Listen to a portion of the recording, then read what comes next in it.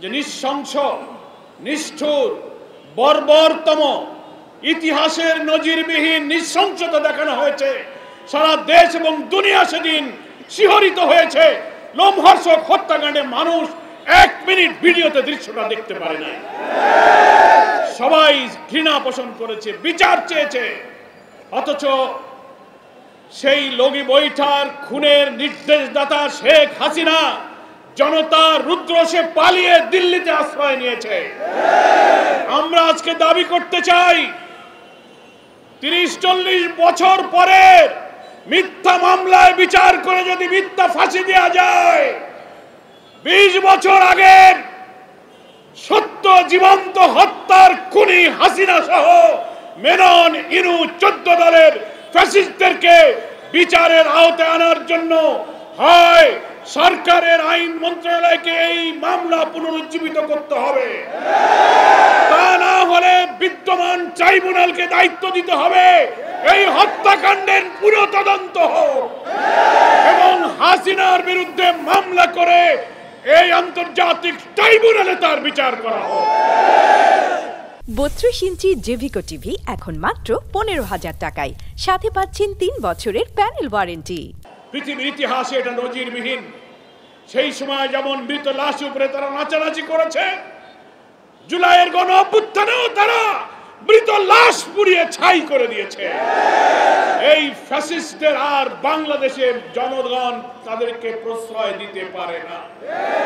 আমরা শুনতে পাচ্ছি খুনি হাসিনা দিল্লি থেকে কর্মসূচি দিচ্ছেন। নভেম্বরের প্রথম সপ্তাহে 15 দিনে বিক্ষোভ, হরতাল, ঘেরাও। আমরা সরকারের স্বরাষ্ট্র উপদেষ্টা, আইন উপদেষ্টা সহ সকলকে বলবো, এই খুনিদের রাজনীতি চিরতরে বাংলাদেশ থেকে বিদায় করার জন্য তাদেরকে এই ট্রাইব্যুনালে বিচারের কাঠগড়ায় দাঁড়াতে হবে। এ জাতি যদি ব্যর্থ হয়, তাহলে 2006 সালের অক্টোবরের এই হত্যার মধ্য দিয়ে সেই 6 থেকে 25, এই 19 বছরে বাংলাদেশের রাজনীতি তার গতিপথ হারিয়ে ফ্যাসিবাদের দিকে যাত্রা শুরু করেছিল।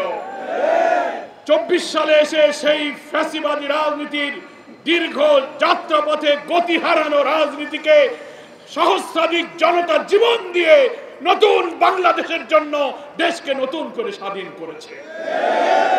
নতুন বাংলাদেশের জন্য জুলাই সনদ বাস্তবায়ন, গণভোট, অবাধ নিরপেক্ষ নির্বাচনের দাবিতে জাতি আজ আমরা ঐক্যবদ্ধ হয়েছি। আমি বলতে চাই, জুলাই সনদ অবিলম্বে আদেশ জারি করে জাতীয় নির্বাচনের পূর্বে গণভোট দিতে হবে। আমরা শুনতে পাচ্ছি একটি দলকে খুশি করার জন্য সরকারের অভ্যন্তরের কেউ গণভোটকে উপেক্ষা করে একই দিনে জাতীয় নির্বাচন এবং গণভোটের প্রহসনের পায়তারা করছেন। আমরা বলতে চাই, একই দিনে গণভোট যারা করতে চাচ্ছেন তাদের উদ্দেশ্য হলো জুলাই সনদকে অকার্যকর করা। এক সাগর রক্তের বিনিময়ে যে জুলাই সনদে বিদ্যমান রাষ্ট্র কাঠামো পরিবর্তন করে রাষ্ট্র সংস্কারের যে ঐতিহাসিক ঘটনা ঘটেছে, একই দিনে গণভোট যারা চাচ্ছেন তারা জুলাই সনদকে অকার্যকর করতে চান। এই অপরিণামদর্শী পথ থেকে ফিরে এসে আগামী নভেম্বরে গণদাবি অনুযায়ী আপনি গণভোট দিন। তার আগে রাষ্ট্রপতির আদেশে জুলাই সনদ আদেশ জারি করুন, তারপর জাতীয় নির্বাচন দিন।